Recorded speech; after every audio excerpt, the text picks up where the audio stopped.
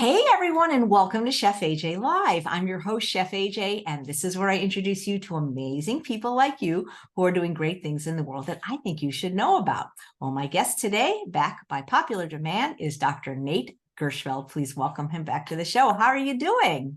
Hey, Chef AJ, it's good to see you again. Well, what are you doing these days?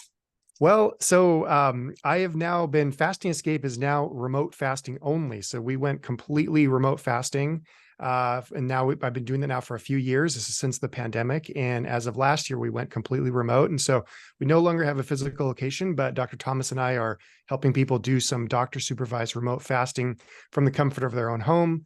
Or in some cases, if that's not possible, then people will do it through an Airbnb. Wow. Well, I just can't help thinking if they're in their own home, how do you know they're not cheating? Well, if they're going to be in their own home after fast, when they come back from someplace as well, they're going to have trouble. So what we want to do is we want to help them get some practice because you can't go away forever. You have to actually be able to set your life up and set up your environment so that you can make this possible and eat this way and do what you need to do when you're in your own environment. So what we do is we actually help people very carefully engineer their environment so that they can make a fast successful. Now, there's a few criteria, and I'm fairly conservative with who is going to be a good candidate for remote fasting, and definitely we'll send some people to a place like True North in order to do some fasting at a clinic. But for people for whom it makes sense, we can set it up so they can have a good experience and a safe experience. What I've been hearing now for the last few years with people remote fasting is some of them like it because they get the practice of refeeding. They don't just sit there and like watch me doing a cooking demo, watch, Luce or somebody else do a cooking demo like I did in my clinic. It's very passive kind of education. They actually get to do it with their own hands and practice. And so by the end of, say, a 2-week fast, and they've done a week of refeeding, they now have made themselves, 15 salads, okay, and 15 different dishes for their refeeding. And so that's a lot of practice that sometimes people would come home from my clinic and they'd say, okay, now what? Like I just went there, got a reset, but now what do I do? And so they're really getting some practice, and we're walking them through that so they can have increase in their odds of success afterwards. Well, it sounds amazing because Dr. McDougall, his program is only online now, and he says Mm-hmm. it works better and he'll never go back to in person. Mm-hmm. Mm-hmm. Yeah. And, I started doing remote fasting right around the time Dr. McDougall went remote. And I remember kind of thinking, I wonder how it's working for him. And I talked to a couple of people that had done a McDougall program online and a couple of people that did it with me remotely. And as long as we're careful, again, it's not that everybody should do it. There's been a couple of people that I've talked to that their life is just simply too chaotic or they've got too much going on. And so then it sometimes makes sense to go to a clinic. And absolutely, especially if there's, especially more complicated health conditions as well. But for the most part, if we do the right things, we follow the right guidelines, I think it can be done safely and effectively.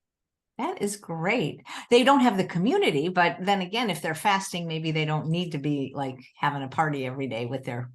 Yeah, yeah. I mean, I'm sure I'll get people who are a little bit more introverted, who maybe don't necessarily want to share a lot of their stuff with a lot of people. They want to be in their home, privacy, dealing with their own health condition without having everything else. But yeah, we do have some Zoom talks where people will see who else is fasting, and sometimes people will say hello, and sometimes we'll have a few people that are from. I actually had two friends that knew each other in real life that didn't know that they were each fasting with me, and they happened to be fasting at the same time. And they met on one of the Zoom calls. They saw each other's name, and then they talked and just realized that they had come to the same conclusion about their different health conditions from not even knowing about it. That actually sounds good to be able to Zoom with people that are going through it while you're going through it. Mm-hmm. Yeah, I wouldn't say it's fun because fasting isn't all that fun. But what we're trying to do is make it accessible and give people an opportunity to do a fast, and do it at home, under quiet, careful circumstances. I like that. Fasting escape, making fasting fun. That's funny. That's funny. Do you ever miss the in-person experience like you used to have when you were a staff doctor at True North? Well, the thing is that ultimately what I wanted to see is people getting better, and fasting fasting is very powerful, and so is diet change. And so, what I was finding in a clinic was I was limited to the number of beds I had. And because, if people remember Fasting Escape, it was a house that had 4 bedrooms in there for people, and I was living in the 5th bedroom. And so we really were limited with how many people I could help. And so sometimes the wait lists would be 3-6 months long, and sometimes people needed to fast right away. They didn't want to wait several months. They were in trouble. They had their blood pressure was going up. Some of the other conditions we're going to talk about today were not improving. And so with remote fasting, it's really only limited to how many hours a day I have, and that's I can see a lot more people and help a lot more people in much quicker time. So I do, I think there's some value to having an in-person place, but also, it is a little different because you're really having an inpatient experience, okay, that really doesn't impact the fast itself. And so I think that either way is fine. It depends on what someone feels like doing. Both ways can be done effectively. And so I think that a lot of people have, in this last few years, I've helped many hundreds of people go through a remote fast, and they've all done very, very well. That's great. Well, I think you have a presentation about fasting that you want to share with us today, which is Yes, exciting. absolutely. This one is called the most common conditions that respond well to fasting. And so what I want to do, let me just actually press the share button and then confirm with you, Chef AJ, that it is working. Perfect. Perfect. Okay. So the purpose of this talk today is really just to go over some of the most common conditions that respond to fasting. But more importantly, what I'm trying to impart to anybody listening is the general approach that we want to take when it comes to health. Okay. And so we talked a little bit about the Fasting Escape program. So you can read more about that on the website. I won't bore you with too many details, but what this talk today really, what it is, it's to tell you the story of balance and how we can balance our lives and how it can relate to overcoming our own health challenges. And so sometimes it's something really straightforward, like getting back on track with your healthy diet. And sometimes it's actually something very serious, like an organ disease or some sort of general systemic disease, like an autoimmune disease or some sort of arthritis. And so what we want to keep in mind is that in general, whether it's acute or whether it's chronic, I believe that many people have what it takes to improve their health and improve their life. Yeah. And that's what we're going to try to review today. And so what I want to do first is let's actually take a trip in a time machine. Okay. So we're going to step inside this time machine and go back about 150 years ago. Okay. Early, maybe even 200 years ago. So mid 19th century, early 20th century. And I want you to picture what life was like back in that time.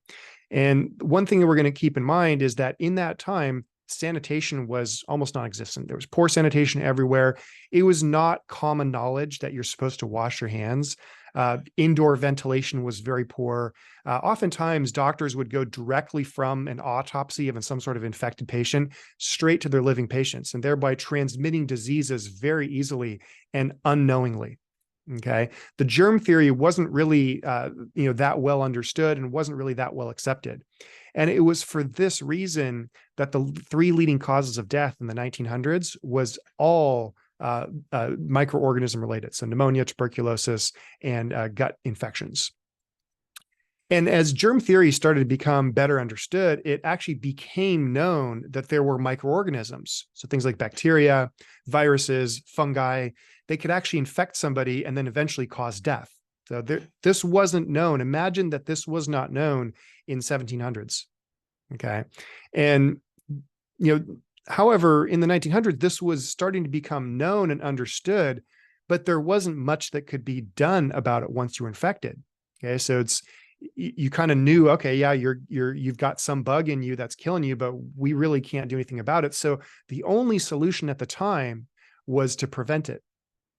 Okay. And this was done by trying to avoid as many sources of contamination as possible. So washing hands, more ventilation, this was the only thing that you could do at the time. Okay. So then we had a great discovery.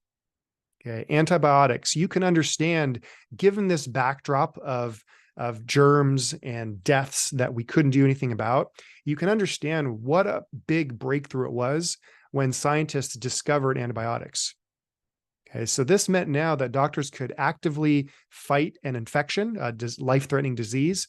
And for this reason, the scientist who invented this or discovered this, Paul Ehrlich, he received the Nobel Prize in medicine. Okay. Now, let's now fast forward to present day. Okay, 120 years later, 200 years later, microorganisms and bacterial contamination, they're almost unheard of in terms of leading causes of death, other than in people who are very old, very sick, have some pre-existing conditions. Okay. In addition, now in present day, we now know that medicine has given us extremely, extreme advancements in terms of emergency procedures, surgical techniques, elective surgery. In fact, we've been able to discover so much more about the universe and so much more about disease that on the other hand, though, most of the leading causes of death are no longer microorganisms. Okay. They are now heart disease, cancer, stroke, diabetes. And the treatments for these are actually incredibly disappointing. Okay. For example, your high blood pressure, it only corrects the blood pressure while you take that medication. Chef AJ, can I just double check that the screen is changing? It's not changing. It hasn't changed since the first slide. I'm so sorry. Oh, I see. I didn't tell you that, but it has, since the two people drinking the water, it hasn't advanced since that. Oh, okay. Let me try that one more time here. Let's do PowerPoint slideshow. Oh, that's strange. Okay. Yep. It's advancing now. Now we go. Okay. So let me just, yeah. So here's our, oh, that's very strange. Cute graphics, by the way. Thank you. Okay. So, let's see here. Yeah, that's strange. Okay. So yeah, we will have to jerry rig this just a little bit, but that's okay. Okay. So story of balance, time machine, leading causes of death here. We went over that. And so now we have these antibiotics that Paul Ehrlich discovers, and what a great discovery, by the way. And so let's see here. I'm going to have to just go through these screens here. Okay, so now we have leading causes of death. So on the other hand, most of these leading causes of death here, they are all almost all related to lifestyle. Okay, so the treatments for these diseases are actually incredibly disappointing. So high blood pressure, for example, the treatment for blood pressure really only corrects the blood pressure while you take the medication. Okay, same thing goes for something like diabetes. Okay, it only corrects your blood sugar while you're taking the medication. Okay, now you can imagine, imagine if you take an antibiotic that has to be taken for the rest of your life. Okay, you might even ask the doctor, is this even working? So this begs the question is, if we are so good at understanding all the nitty-gritty details as far as the physiology of the body and the cosmos, and we can see bacteria even, why aren't we that good at seeing how it is that we should be able to get healthy? Okay, what is the piece that we're missing? And I believe that the piece that we're missing is the kind of the philosophy of what it is that we're doing. Okay, so fighting disease in the way that doctors did for antibiotics or for life-threatening illnesses, it works very well for certain diseases, like a major acute infection, for example, significant physical trauma, okay, emergency room type stuff. And this is because the cause of these illnesses, the causes of these diseases are well known and they are addressed specifically.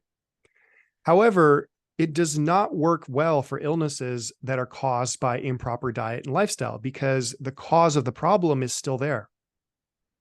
And so the fighting disease versus letting the body heal itself, i.e. getting out of the way, is actually going to be a better way to solve this problem. Okay. So instead of fighting the diseases through some sort of chemical alteration of the body, what we want to focus on should be the strengthening of the body's natural ability to heal itself. Okay. And so, for example, if you were to cut your hand, okay, there's actually nothing that's been discovered so far that can help the body heal faster than it can heal itself. However, we know in principle there are ways that we can slow down the healing. Okay, for example, if the splinter is still inside, the first step would be to remove the splinter from the wound. Then we look for anything else that could be slowing down the healing, like dirt, debris, maybe even maybe if someone's irritating it, riding a motorcycle or bicycle or still using their hand. This would be the equivalent of cleaning the wound if it's deep, stitching it up if it's needed, and maybe even considering antibiotics if there's a deep infection, okay, and then watching it carefully as it heals. But none of those things actually do the healing of the body. Okay. What we're watching is the internal mechanisms of healing that are going on. And if we just get out of the way, we're going to watch this process unfold, okay, and watch it work beautifully until in no time, in a few days, you have perfect skin again. And it's like you never cut yourself. Okay. So the body can generally heal itself as long as we remove the obstacles to healing. Okay. Now, we can understand how this works in terms of a cut. We can see it, we can watch it happen, but it becomes a little bit more difficult to understand when we're looking for, heart disease, for example. Okay. This is what actually drives people to seek lifestyle changes when they have health problems. And as you know, Chef AJ, and in the people that you've interviewed and in the plant-based world, we know that year after year, studies continue to come out confirming that it's actually possible to reverse heart disease. Okay, whether it's something like Dean Ornish, Caldwell Esselstyn's, Dr. McDougall's program, Dr. Goldhamer's blood pressure studies, we know that there's evidence that heart disease, if we remove the cause, mostly dietary, cigarette smoking, and environmental pollutants, we remove the obstacles to healing, we watch this process occur, and then we give it enough time, we can watch the evidence of heart disease reverse itself. Okay. Now, we also see the same process happen with something like type 2 diabetes, okay, as Neil Barnard has written about. Okay. Or as you've written about, Chef AJ, and you've had many experts on your show come on, is being overweight. Okay. And we remove the cause of the problem. In many cases, it's the diet, the environment, and we remove the obstacles to healing. We watch this process and then we give it enough time. Okay. This is also the same for autoimmune diseases. Okay. And things like cancer. Even cancer, if we follow the same steps, there's not really a cure for these things. We're not looking for cures. What we're trying to do is how can we aid the body in healing itself more optimally? And so, for example, I remember taking a biology of cancer class in college, and they were talking about all the different biological mechanisms behind lung cancer and what genes are responsible. And what they didn't mention was strategies to get a lung cancer patient to stop smoking. Okay. So the same steps for allowing the body to heal itself is used for virtually any chronic illness, in the same way that the general principles of the healthy diet and lifestyle are virtually identical no matter what the disease is. Okay.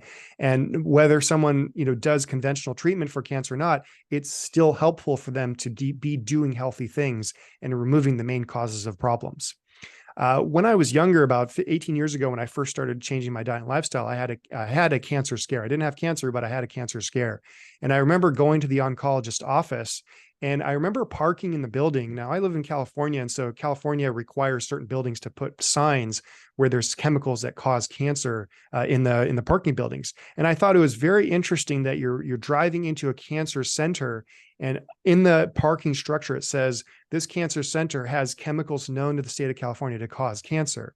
And I thought, gosh, wouldn't that be something if you actually were not being exposed to cancer-causing chemicals in an office that was supposed to help somebody with cancer? Now, every so often, you're going to meet a well-meaning scientist, some sort of healthcare provider, a friend who's searching for we call the magic cure. Okay, they're looking for health in a bottle. They're looking for health in some sort of potion. There's plenty of these people around, and they are desperately trying to fight the disease, as we've seen earlier. And what we have to keep in mind is they are trying to win their Nobel Prize for discovering the antibiotic equivalent for these chronic lifestyle diseases. Okay. And I remember watching when I was going to school, there wasn't very much nutrition information. So I would watch Dr. McDougall videos, Dr. Goldhamer videos. I would read articles from Dr. Lyle. And I remember Dr. McDougall said that what he wanted to do was purchase get a bottle and have a pill with nothing in the pill and just say, this cures all your chronic lifestyle diseases, but it's activated by a healthy diet and lifestyle. Okay. And so this was him poking fun at people that are trying to find the cure, find the potion, the magic powder. And so remember, they are trying to win the Nobel Prize. Okay. They're trying to win get that antibiotic equivalent that you just take this pill and it'll reverse, it'll fight the chronic disease. Okay. So it doesn't matter if it's a pharmaceutical drug or some other type of product. Okay. History might tell us how successful they were, but in the meantime, until that day comes, what I would prefer when I talk to people is that we keep things simple and focus on the most important general principles for improving our life. Okay. And we will wait and see how a particular, potion or pill, how that works long term. But until then, we have to be responsible for the most important general principles. Okay. And they are as follows. Number one, food. Okay. It just so happened that food is a really important part of a healthy diet, a healthy program, a healthy lifestyle. And so, sometimes I've shown this picture before when I've done talks, and I know somebody always raises their hand and says, why you have a cheese block in a plant-based diet lifestyle presentation? But what we really have to keep in mind, this is actually a crude representation of fruits and vegetables intake versus animal and refined foods currently in the US. Okay. It's about 90% of animal foods and refined foods. Okay. And so what we want to keep in mind, whoops, I'm sorry. The PowerPoint, there we go. So what we want to keep in mind is that when we're looking for general principles for food, we want to be moving towards a plant foods diet. Okay. If we can't do this, when what's waiting for us is actually a lifetime of disease and debility. Okay. Whoops. Chef AJ, are you still there? Whoops. Yeah, I'm still here. I just take myself off for the camera when you're doing the PowerPoint. Sorry about that. And sorry to the audience. I'm actually it just stopped sharing. So let me try it again. And then we'll see what happened.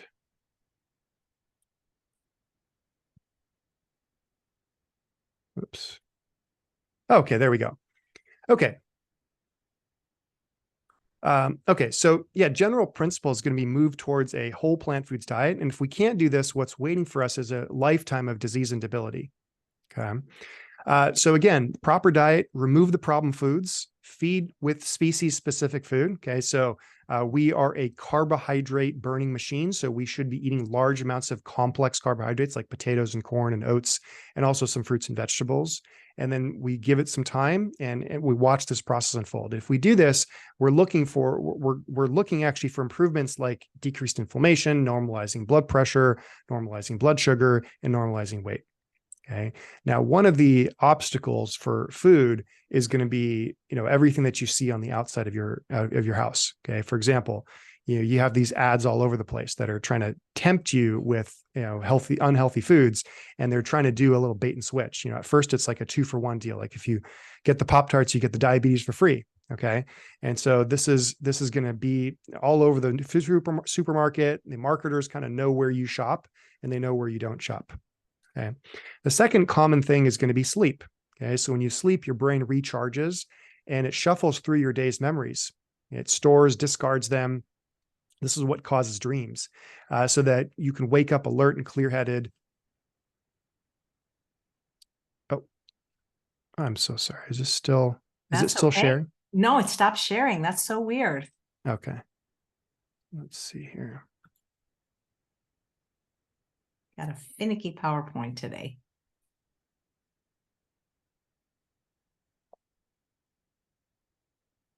Okay, let's see. How's that? Little girl sleeping. Little girl sleeping. Okay.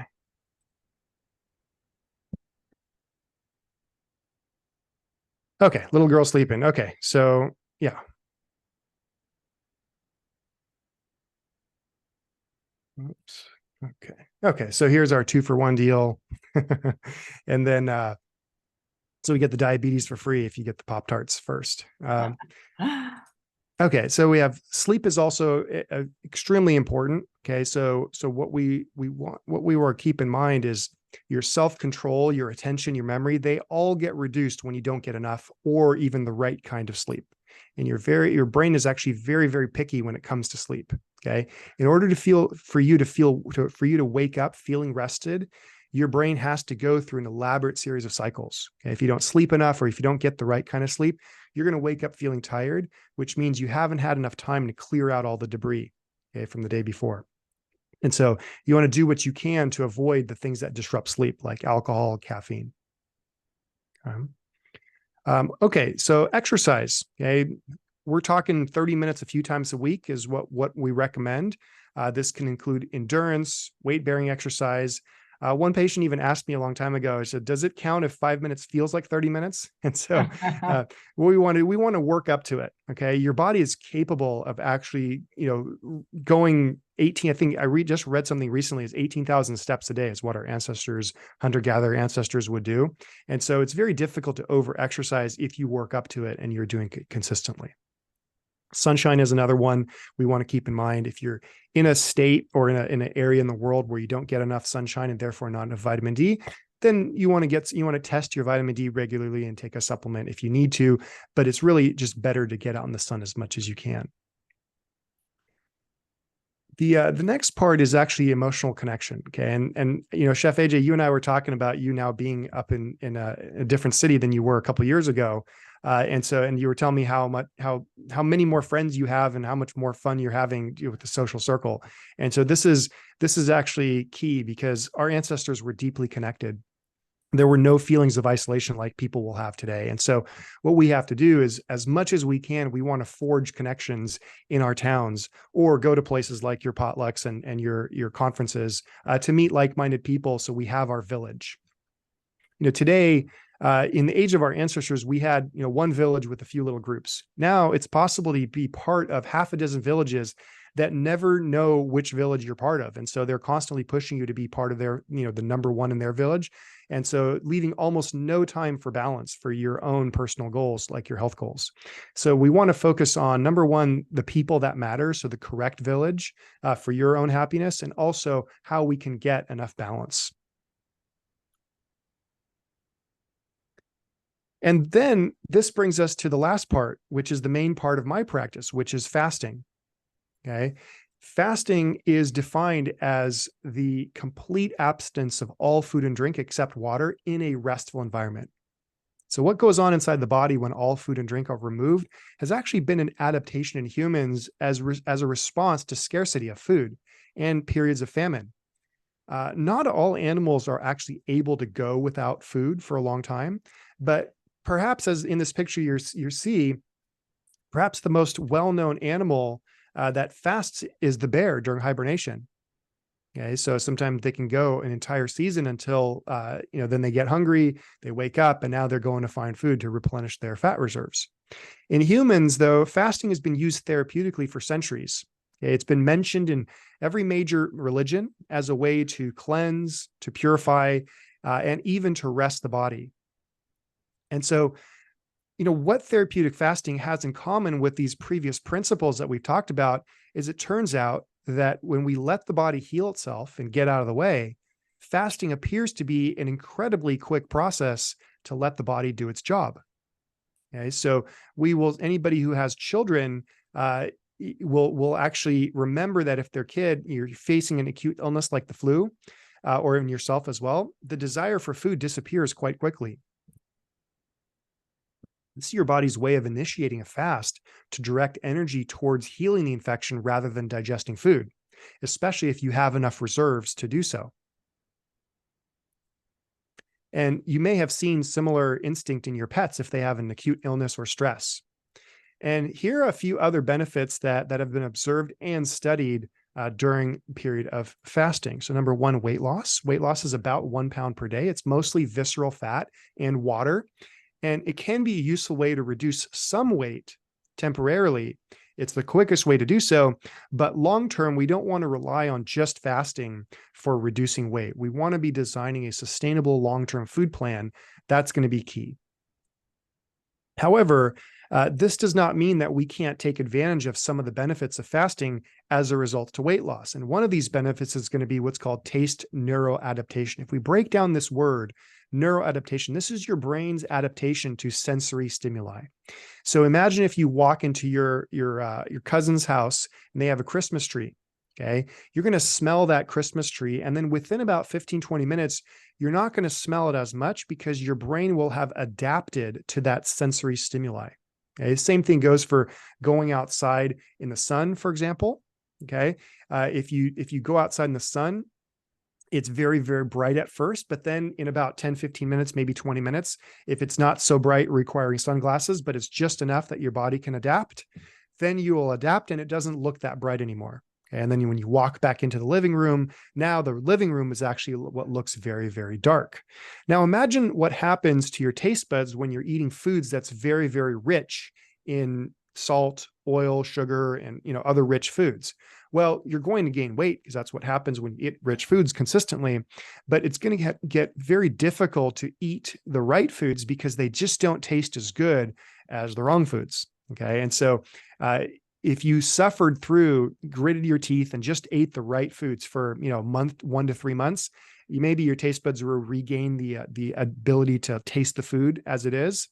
But with fasting, this happens much, much quicker. And it allows people who have been caught in this pleasure trap to very quickly adapt their taste buds and get back on track with a healthy diet. This is what we call breaking the cycle. Now, another benefit, not just decreasing the salt receptors in your taste buds, but also reducing the actual salt in your body. So once you start to do a water fast and you're just drinking water, you're not taking in any other calories or any other nutrients, then your body starts to reduce the extra salt in your bloodstream, okay, as that has been retained as a result of your diet and lifestyle. And so when that happens, now you decrease your blood volume, you reduce the stiffness in your artery walls, you decrease the blockages in the artery slowly, and the kidney function starts to improve, and therefore you're improving the heart function as well. All of which are on the opposite. All happen opposite if you have high blood pressure. And so, let's actually go through. So this is actually, I went a little backwards here. This is what happens when you have high blood pressure. And let's just quickly go over the different stages of high blood pressure. So normal blood pressure is this top numbers here, 90 to over 60 to 120 over 80. Pre-high blood pressure, stage 1 high blood pressure, and stage 2 high blood pressure is when doctors start to consider medication. Okay. They might start talking to somebody and say, you may need to watch your you need to watch your blood pressure. And if it gets higher than this, we might consider medication. And stage 2 is really when the doctor starts to seriously consider medication. Okay. And malignant blood pressure is when if somebody's blood pressure is above 180 over 120, then what I learned in school was that you're legally required to call the ambulance and send them to the hospital because they could have a stroke at any minute.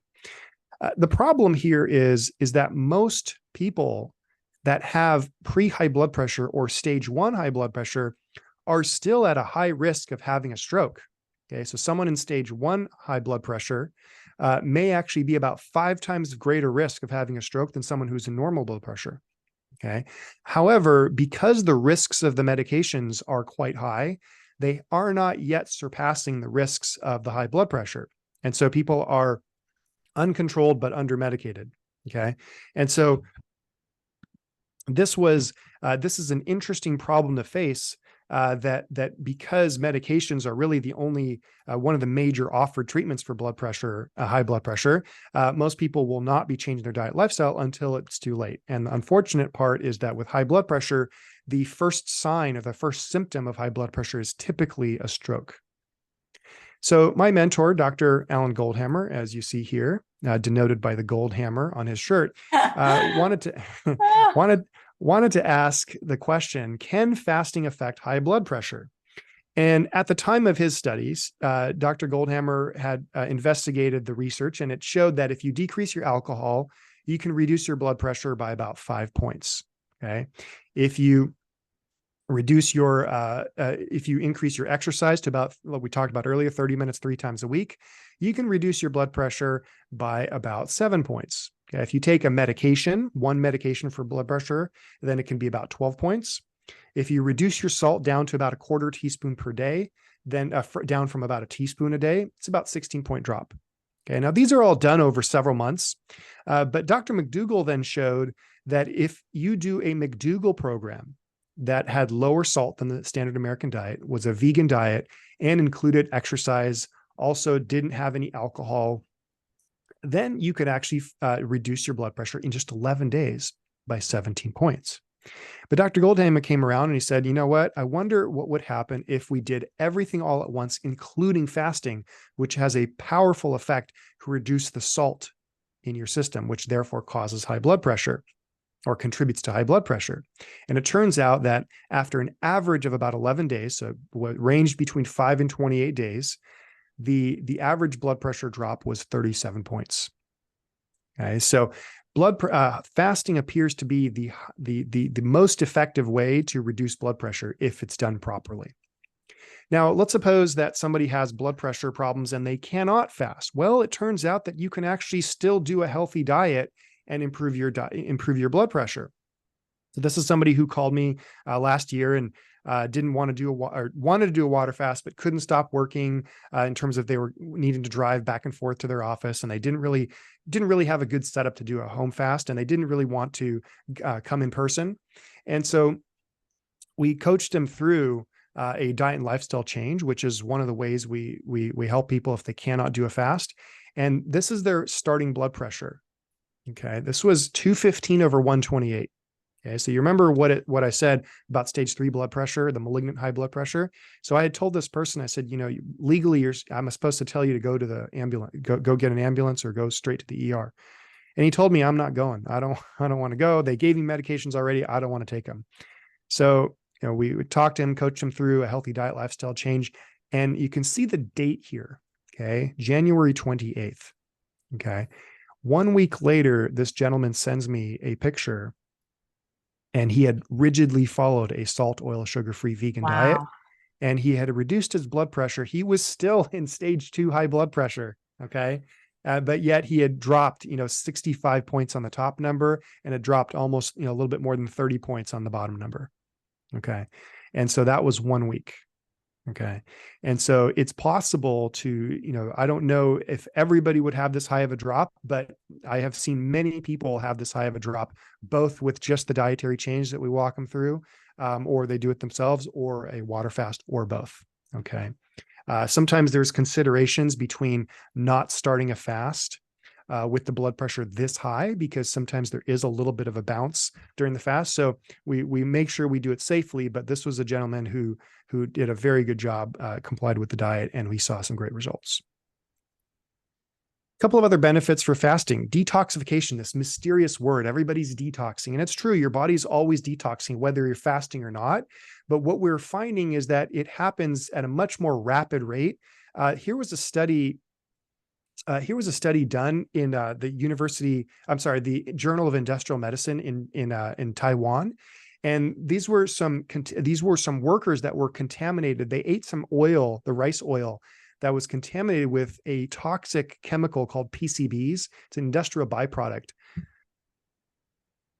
And they had significant symptoms: back pain, abscesses, pain in their feet, coughs, mucus, severe headaches. And they had no benefit after 2-3 years of this. And so they decided to put them on a juice fast and a soy milk fast.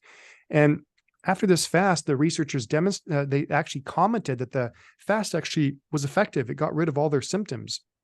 And because they postulated that these PCB concentrations actually store in your fat, that they were in their blood actually at much higher concentrations, because it was leaving the fat tissues to go into their blood and then being excreted out. Insulin resistance. Let's actually talk now a little bit about insulin resistance. Okay. And what we're going to see is, let's first talk about what diabetes is. Okay. When we eat food, as you chew the food and your body separates the glucose from everything else, your blood sugar will rise, and then it'll come down. And the reason it comes down is because insulin will actually come up as well at a certain point, and it'll take the glucose as it's rising, and it'll bring the glucose actually into, it'll bind to the glucose, and then it'll knock on the door of the cell, and then the insulin brings the glucose into the cell. So as time goes on, the glucose reaches a certain level, the insulin reaches a certain level, and the glucose comes down because it's now going from the blood into the cell. Okay. And the pancreas is what makes this insulin in the first place. So what type 1 diabetes is when the pancreas does not make insulin. Okay. So it's been destroyed for some reason. The part of the pancreas that makes insulin gets destroyed. And as a result, now you don't make insulin. So you have to get it from somewhere. You have to inject it. Okay. So type 1 diabetes is called insulin dependent diabetes, or what's called juvenile onset.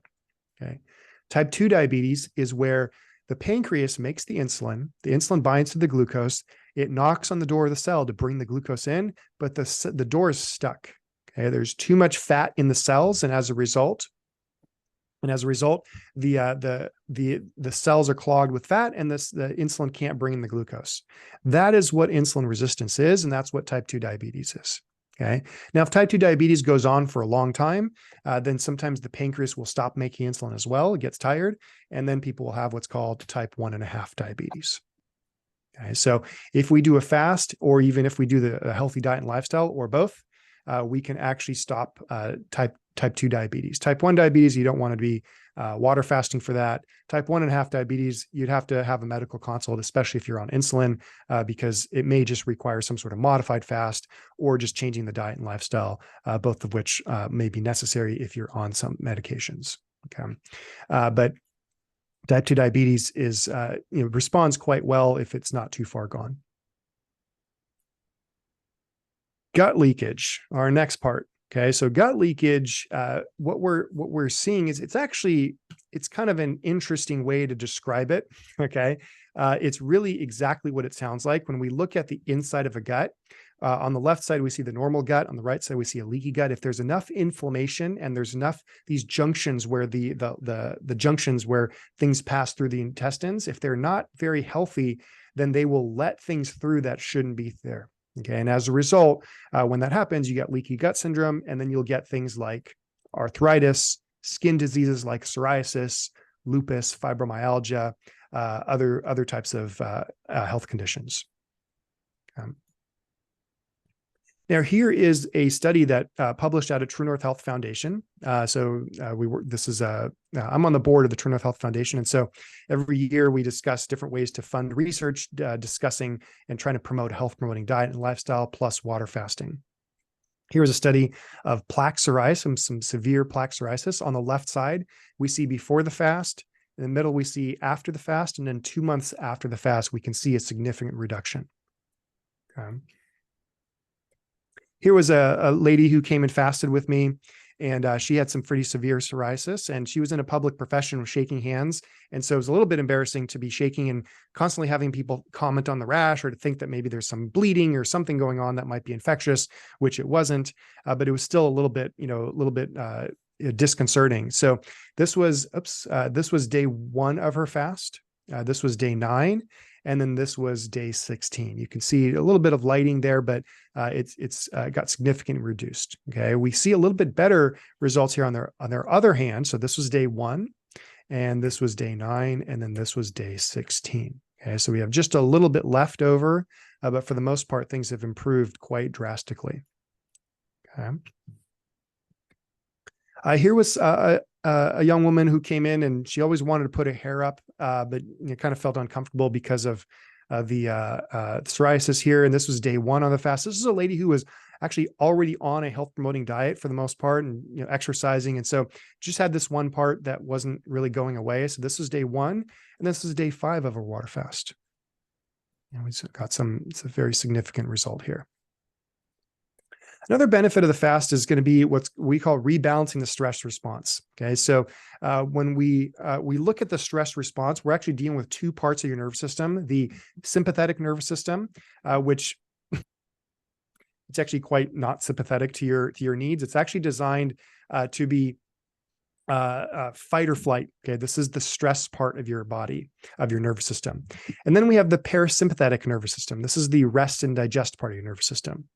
And so what fasting appears to do is to increase the parasympathetic tone and let the sympathetic part of it calm down a bit. Okay. So when we wake up to a blaring alarm clock, we have to rush through work and fight through traffic. And then we have to sit there and sometimes be stressed with different things that we got to do at work, and then come back and eat foods that are stressing our body. You can see how your body can get quite out of balance very quickly. Okay. And especially for a significant period of time. Now, ultimately, we know that long-term, we're going to want to improve the environment so that it doesn't keep getting worse and worse and worse. But short-term, after a fast, people feel much better in terms of their emotional responses, their stress response to normal daily life. Immune system enhancement. Okay. So, this is the part where we talk not just immune system enhancement for things like your general immune system functioning, but where it's most relevant is going to be cancer. Now, in all fairness, right now, there's a lot of promise when it comes to cancer and fasting, but there really isn't a lot of information as far as humans. Okay. So most of these studies are coming out are going to be on rats and mice and other non-human animals. And so we want to keep that in mind. Okay. So that's what we have to work with. And so what we do know so far in these rats and mice studies and other studies is that when you fast an organism with cancer, that non-human organism, they will notice tumor growth factors like IGF-1 decrease. Okay. If we're trying to remove the unhealthy diet, that's going to be useful. We're trying to decrease inflammation, that's going to be useful. And then improving the immune system. Okay. So all of these things get addressed with fasting, but it's a little bit early to say that fasting is the way to deal with cancer. Now, there are some studies that also suggest that if someone is fasting and then they go do conventional treatment, it can sometimes be very effective, may be more effective, and can protect the healthy cells against the chemotherapy. But it also depends on what kind of cancer it is as well. And in one such case, like lymphoma at the True North Health Center, a woman came in with stage 3 follicular lymphoma, which is a blood cancer. And she had been instructed to watch and wait. So the cancer was at the point where it wasn't serious enough to do the drugs and the medications, and the treatment was not really going to be worth it at this point. So the doctor said, we're going to do 3 months watch and wait, and then just check you every 3 months and then see what happens. And if it gets worse, then we'll do the treatment. So she did a 3-week water-only fast, after which point the lymph nodes were actually substantially reduced in size. Okay. And it turns out that after 3 years of follow-up, they found that the patient no longer has evidence of follicular lymphoma. And she had stuck on a healthy plant-based diet since then. Okay. I've seen this in remote fasting as well. So this was a lady who came to me. She was, I think in Canada, told me she was not allowed to leave during the pandemic, but she had just found out that she had lymphoma in her breast tissues, and she couldn't leave because she had kids, and she also wasn't allowed to leave.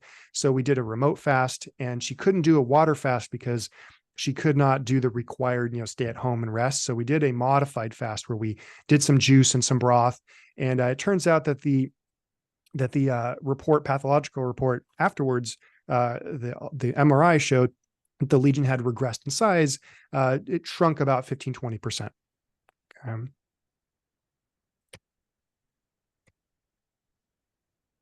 All right. And so what we're really looking for, is what conditions are going to be responding best to fasting. And as it turns out, the benefits in general are going to be weight loss. Are going to be weight loss, taste neuroadaptation, the decrease in salt, the extra added salt, detoxification, insulin resistance, decreased gut leakage, improving that balance, that stress response. And we're going to have some immune system enhancement that can be beneficial in different conditions. Okay. And really, these are conditions that will include some of the top leading causes of death and debility that we saw earlier in this slideshow: high blood pressure, diabetes, chronic inflammation, weight problems, autoimmune conditions, including arthritis and skin conditions, and others. And so it is for this reason that I call fasting nature's balancing act. Okay, the modern world has caused us to go very, very far out of balance. Okay, from the diet that we eat, from the lack of exercise, from the lack of sunshine, from the lack of a loving social circle, there's a lot of imbalance in our world. Okay. And the problem is that everybody's looking for health, in the wrong places. They're trying to add things to your diet. They're trying to add things and add things and add things all over the place instead of subtracting things and trying to balance it out. Okay. And so this is where fasting can come into play. Okay. So take a break, let the body take a nice break, and then we can watch the body improve. Okay. So now let's talk specifically about remote fasting. Okay. We'd follow the same guidelines as you would if you were to come to my clinic a few years ago. Still do a consultation. We still review health history, making sure that you're actually in a good position to do a safe water only fast. Or if not, we do some sort of modified fasting. Okay. And we want to make sure that you have a refeeding, a window that you can do some safe refeeding as well, okay, and get some blood work done and things like that. Okay. And we want to make sure that, your timing is right, that, should you work during a remote fast? Do you have a remote job? Is it going to be 8 hours a day? Is it going to be checking emails a few times a day? It really just depends on your situation. And do you have the skills required to implement a good, healthy refeeding plan? Okay. If not, we'll work on that as well. Okay. We give you some videos. I've created some videos of how to make certain foods for the refeeding. And then if you're on medications, for example, then we have you do a consult with Dr. Renee Thomas, which Chef AJ, she's been on your show as well. And if medications are not able to be discontinued, either through Dr. Thomas's guidance or your local doctor's guidance, then we talk about maybe a modified fast. Okay. And if we do this, really what we're trying to accomplish at the end of a successful fast is that you feel well rested, you have broken the cycle of unhealthy habits, your cravings have reduced, and we have a great plan for the future. Because if we don't do this, if we don't do this now, when are we going to do it? But more importantly, we're going to eventually have to do it. Okay. And we're going to eventually have to do it correctly. Your body is unrelenting and unforgiving. Okay. There's no magical pills. There's no magical formulas. Okay. We simply have to get it done somehow and figure it out somehow. Okay. And sometimes taking a little break and getting some quiet counsel of your own, and getting some help to do some sort of break in the cycle, that can be just what you need to start your life all over again.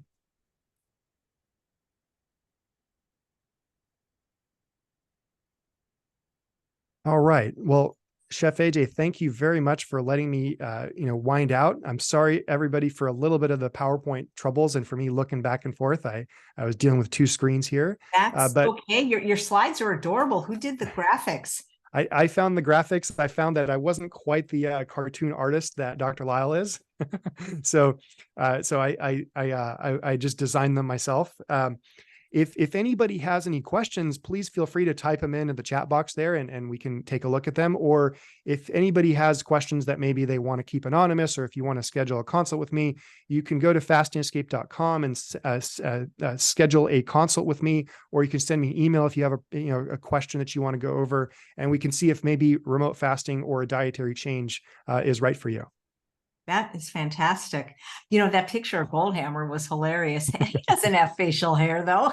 Well, he did at the time of the study. So, oh my goodness. Yeah, I think he was in his mid-20s. He had a big beard and glasses. That's right. That is so right. One of the things, you don't recommend SOS in a diet, whether somebody fasts or not. And I think that's so much debate in the plant-based world, whether is it a little okay, is none the best amount. And I think that you come from the NHA world, what was originally the Natural Hygiene Association, then became the National Health Association. Mm-hmm. But there's a bunch of doctors like yourself and Dr. Stefan Esser and Dr. Frank Sabatino, Dr. Ellen Goldhamer, Dr. Joel Furman, that really believe that health and healing is that taking those things out of an already healthy vegan or plant-based diet is important for a lot of people.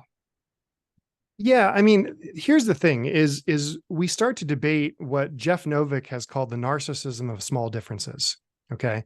And I really respect Jeff Novick, and I think he was spot on in terms of, once we get to, A+ level, okay, we start to see things like Dr. Goldhamer, Dr. Furman, Dr. Sabatino's, the SOS free diet, and the SOS free diet. And I think I can admit that that's probably the healthiest way, or somewhere around the healthiest way to eat. Okay. The problem is how do we really test, what a little bit of salt is going to do to somebody? Okay. How do we test if someone has a couple of tablespoons of oil a year? Okay. I can't imagine that that would really significantly impact somebody's health. Okay. Well, now let's go back. Well, what if they have it a couple tablespoons a month? Will that impact them? Not sure. Okay. Maybe if they're having it every day, it might do it. And also maybe having a little bit once in a while, it may trigger them to have cravings to also get it off the plan. Okay. And the point is that there's going to be some significant individual variation between not only how much that affects somebody, but also how much that throws somebody off as well. Okay. And so I think we look at like Dean Ornish's study. These were people that were not on an SOS-free diet, but they were close. Okay. They had lower salt intake compared to the average American, and they had much less animal foods in their diet as well. And they still reversed heart disease. Okay. So I believe that it is a dose response, meaning that the better that you do, the better results you're going to have. But that doesn't mean that you have to go 100% A+ or nothing. Okay. And so when I talk to people individually, this is kind of what I've been seeing in my practice and talking to people, is that if people believe that they have to be 100% SOS free all the time, and they are, watching themselves struggle and not able to do that, then they will sometimes quit out of because they lose hope. They are desperate and they just say, forget it. I'm never going to do it. So might as well not try. And I don't like to see that. Okay. What I would rather someone do is engineer their life so they can do as best as they can. Some people will only be able to do, a vegan diet, and that's it. As long as it's vegan, then that's as much as they can do. Other people are able to do not only vegan, but mostly plant-based, meaning whole foods, and they're not eating a bunch of vegan burgers and Impossible burgers and things like that. No problem. Okay. And other people, they can actually engineer their life so that it is very supportive of a almost 100% whole plant foods diet with just a few, things here and there at a restaurant when they go to a friend's house or something like that. Okay. And so it's so individual that it's going to be, I like to look at it individually. Okay. Now there's some broad rules, meaning that we want to eat generally whole food, plant-based, things like that. But there's another kind of conundrum going on. And I think it's a motivational one, which is the following. If someone has a really significant health problem, and it's significant enough where, as my mentor, Dr. Goldhamer, said, they are fearing death, debility, or they're in enough pain, enough debility, or they fear imminent death. Okay. This is oftentimes enough motivation to get somebody to eat an extremely strict diet. Okay. Now you say, what's the problem with that? Well, there is no problem with that until they get better. And this diet gets them better so quickly that all of a sudden the reason why they got onto the diet is no longer there, because they're all better, or at least they're mostly better. Okay. So they no longer have the pain. They no longer fear imminent death, and they no longer as debilitated. Okay. And so we can expect that their motivation would actually decrease quite substantially once they're feeling better.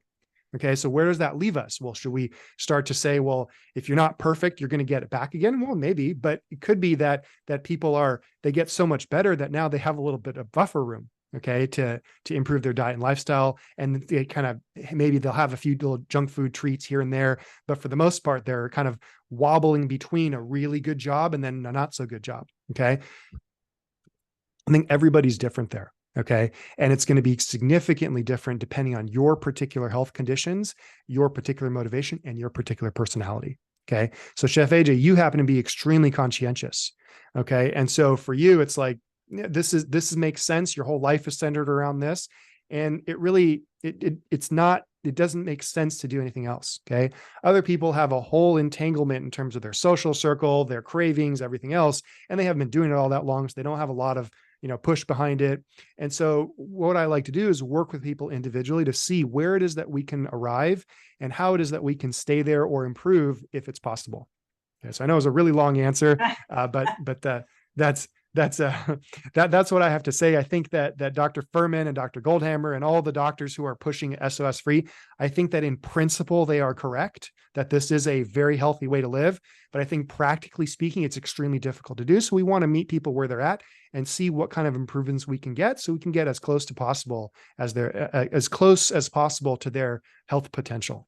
Right. But with the high blood pressure, Oh, yeah. I remember having a man, a doctor on the show, Dr. C.E. Grimm, who considers himself the world leading expert in high blood pressure. And one of the things he said every time he was on is, where there is no salt, there is no high blood pressure. Right. Right. And so one thing I make clear to people is, if this is as far as you can go, if you cannot give up the salt, if you cannot give up the caffeine, if you cannot give up the alcohol, you're going to have to deal with the consequences of this type of diet, And it's really that simple. You can't have both. Okay. But what I don't want people is to give up because, they're watching themselves unable to solve a problem.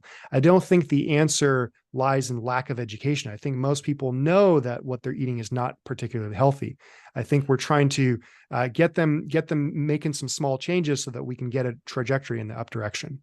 Yeah. Yeah, absolutely. Well, but totally agree. Yeah. You can't have both. You can't have an unhealthy lifestyle and lack of disease. Right. And you can't just expect to fast and have everything miraculously heal and then go back to the same diet that got you sick in the first place. And I said, the 8 years that I spent working at True North for the holiday extravaganza, I'd see these serial fasters come back and they weren't any healthier the next year because they weren't doing anything between the fasts. Right. It tells you just how difficult the pleasure trap is. Okay. Is that a lot of times people are highly motivated, but they've got lives and lifestyles and environments that are not easy to have a healthy lifestyle. And so it becomes pretty difficult, and it's not very easy to do this. And so what we're trying to do is just, slowly, one step at a time, help people, meet them where they're at, and see if we can improve things. And like a gear slips, we hope that it catches. Okay. And if it catches, we get some momentum, and then it keeps turning. And then every so often, if you slip up again, and we try again. But this is a very difficult problem to solve. This is the closest that we have to a solution, which is a whole food, plant-based diet.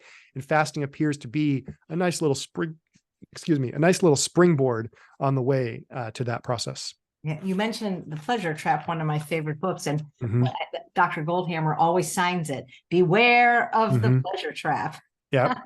Yeah. You mentioned that for a lot of people, a stroke is the first symptom of them having high blood pressure. I didn't know that. Yeah. Yeah. They call it the silent killer. Yeah. Wow. Are there people that just shouldn't fast? Because I mean, a lot of the people that I run into, they have a history of bulimia, anorexia, really discordant eating. And I worry about them restricting even further, even if it's for health benefits, Right. Yeah, there's some significant conditions that are contraindications to fasting, and a few that even are contraindications to fasting at home. And so this is why we do a free consultation with everybody who's desiring to do a water fast, to take a look at their health history, to talk to them, see what their life is like, what their home life is like, and see if it might make sense. Okay. But just a couple off the top of my head, in some cases could be some bulimia and some kind of restricted dieting. But also things like chronic kidney disease that is significant. Could be things like type 1 diabetes. There's a few others considerations like atrial fibrillation. In general, medications other than hormone medications are going to be needing to be looked at for a medical doctor, either your local doctor or Dr. Thomas. But we can chat all about that during the consults and see what the plan is. In some cases, people are on high blood pressure medications, for example, and just getting on a healthy diet leading up to the fast and then getting their doctor's permission to phase it off before the fast is really what's required. And most doctors nowadays, in the last 5 years, a lot of doctors, local doctors that I've worked with, are actually quite content with reducing medications for patients of theirs if the blood pressure drops below certain levels. So we can certainly work with, depending on what the person's having, but that's why the intake form and the consults are important. You mentioned hormone medications. Does that include thyroid medication? Yep. Thyroid, people can still fast on thyroid medications. In fact, I've had a few people that I've worked with who arrange with their doctors. They will cut their medication by half during the fast. Then when they're done fasting, they'll stay on that half and then test their medication, test their thyroid levels again about 8 weeks later. And if it's normal, that's their new dose. And then their next fast 6 months later, they cut it in half again. And I've had a couple people actually, they didn't have a radiated thyroid, so their thyroid, was still working theoretically, and they actually were able to come off the medications and they're, within about 2 years or a year. And so now they're trying to see if it'll stay that way. So that's really interesting. And that's so hopeful. And does it matter how long a person has been on the medication? Yeah, it's not a for sure thing, but sometimes it's worth an experiment if someone is trying to get off of it. But that's how we would do it. That's great. Well, thank you so much. Is there a way people to connect with you? Like, do you have any social media presence or a newsletter? Absolutely. If people go to fastingescape.com, you can sign up for my newsletter. You can also send me an email if you have questions, or sign up for a consultation, and then be happy to chat with you, or send me an email if it's maybe sorry, I've been talking all day with fasters and then this. Yeah, if you send me an email, if it's maybe a short question that you're not really sure if you should do a consultation, that's also possible. But yeah, if you sign up for the newsletter, we're going to be sending out a newsletter fairly soon here in the next couple of weeks. It's in like probably early September or so. But also, people have recorded some video testimonials that I have on my YouTube channel. So those are pretty fun to watch.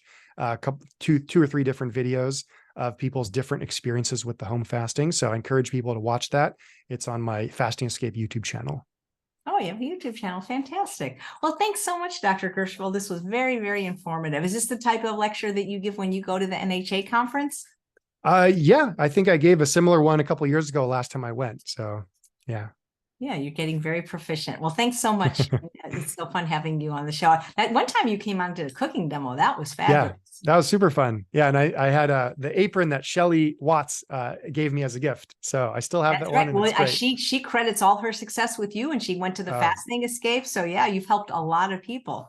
Well, Shelly's great. She did a lot of hard work. And so as much as she gives me credit, the credit's all hers to take. So well, but you make a mean salad and roasted vegetables too. I miss the Fasting Escape when you used to have those dinners and have Dr. Lyle speak. The secret to making your food taste good is just fast, and anything tastes good after 5 to 6 days. That is true. So, and or if you just eat this way long enough, everything tastes delicious. Yeah. Yeah. Yeah. Well, thanks so much, Dr. Gershfeld. All right. You're welcome, Chef AJ. Thanks again for having me on. My pleasure. And thanks all of you for watching another episode of Chef AJ Live. Please come back tomorrow for another fabulous guest.